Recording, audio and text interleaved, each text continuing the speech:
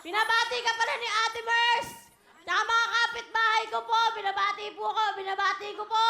Salamat po. Anak, may pambili na tayo ng pagkain. Hintayin niyo akong tatlo dyan. Kakain tayo ng masarap. Tsaka sa asawa ko. Kakain tayo kahit ako naghahanap buhay. Salamat sa'yo.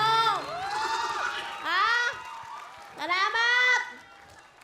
Mamaya, masarap ang ulam namin tatlo ng anak ko. Bibili ako ng manok. Pakain ko sa mga anak ko. Kahit wala kaming TV. Kailangan namin ng TV. Wala akong pambili. Kaya mangingi ako kay Willie.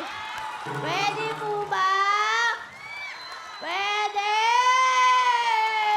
Woo! Alang-alang sa mga anak ko, tatlo po yun. Kahit walang mayaman, basta daw may TV, sabi ng anak kong panganay, 5 years old. Woo! Amat!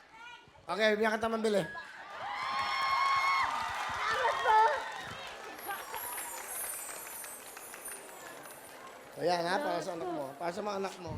Salamat po, sir. Dahil yung po inaano ng mga anak ko, yung TV po. Kesa po nanonood sila sa kapitbahay po. Naawa po ako sa kanila pag nakatunga nga lang po sa bahay, matutulog pagdating ng alas 6. Hindi ko po maano yung mga anak ko, walang libangan eh. Kaya minsan nasa kalsada lang po. Makapaglaro lang po. Iaakyat ko po pag matutulog na lang po. Salamat po, sir. Maraming salamat po.